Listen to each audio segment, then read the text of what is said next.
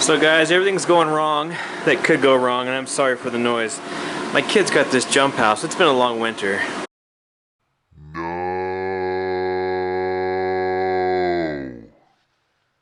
I don't even know if it's supposed to be for indoors, but it's not supposed to be this close to the tank. And when I just checked it out, when they were going crazy in here, one of my doors was popped open, so they've definitely caused me to have a little bit of a heart attack with how close this is getting to the tank. So everything that's going wrong right now is going wrong. I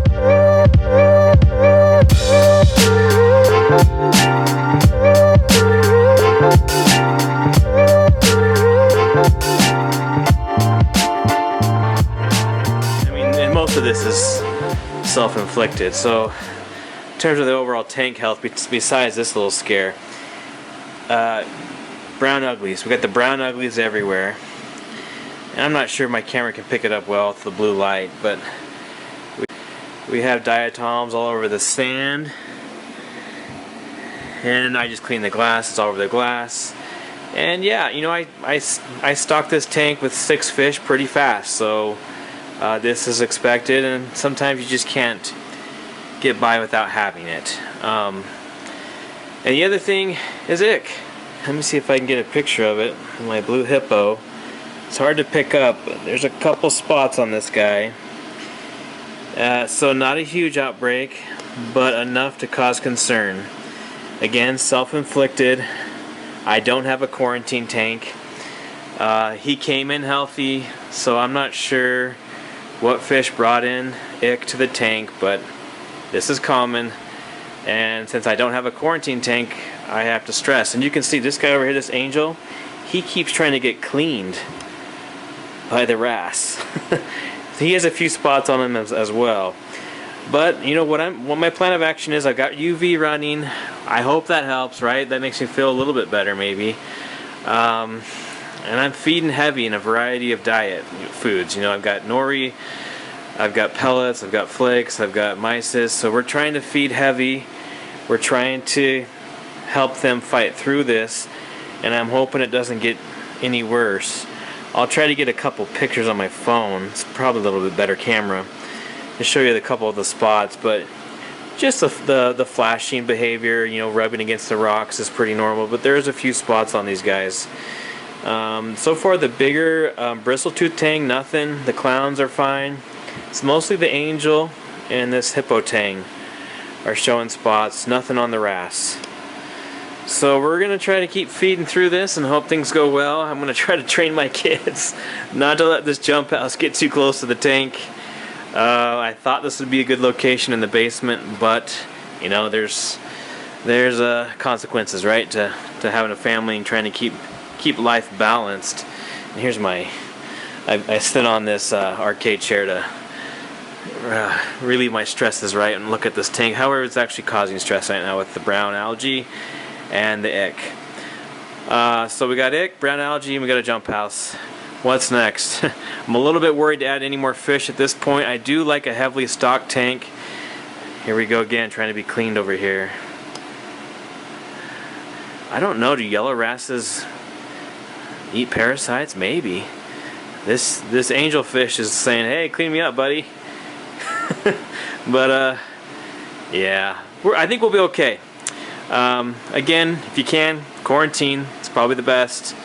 I'm not doing this the correct way, and I'm trying to manage ick with diet and some hope and prayers, to be honest. But you know, I've had many tanks and I've had outbreaks of ick, and fortunately, you know, I've lost a couple fish here and there, but for the most part I've been pretty successful at managing it.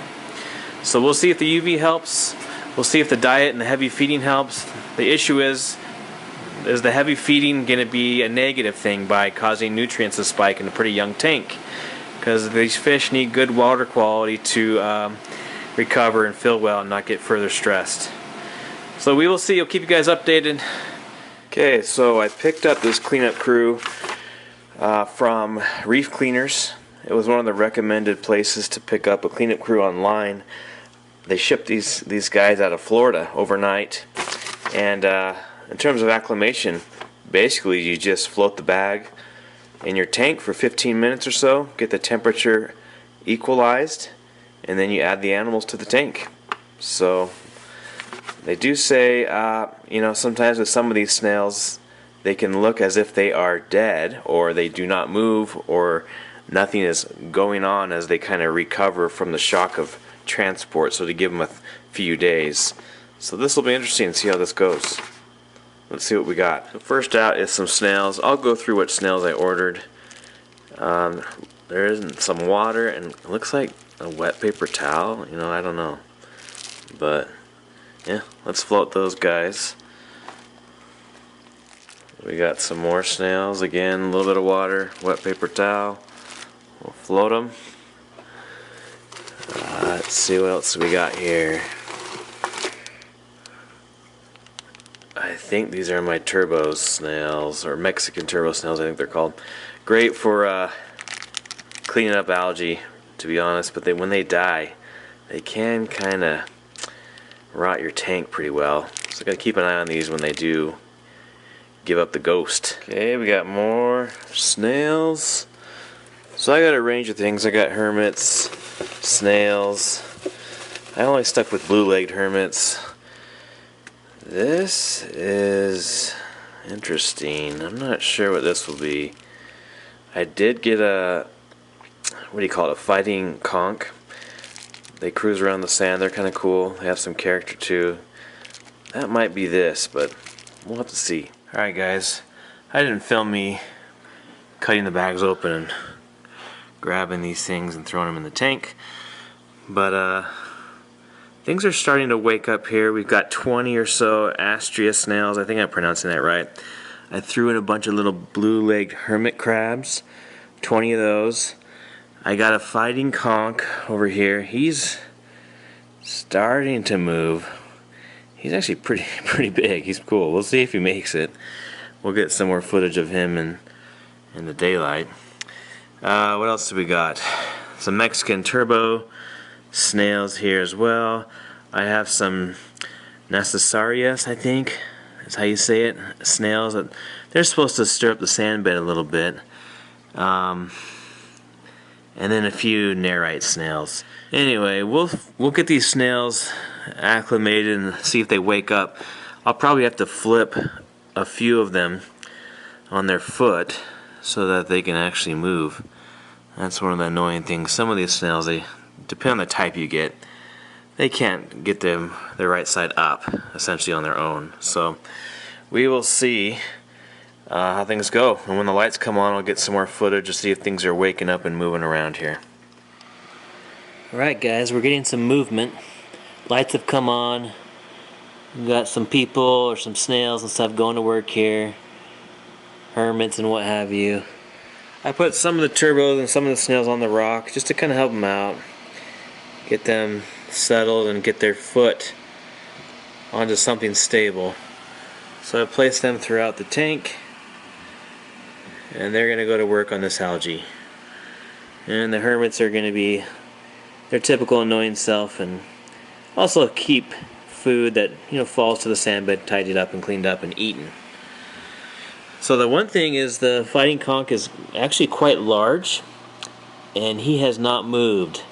But I've had them before and it may take a day or two for them to start getting a little comfortable with the tank.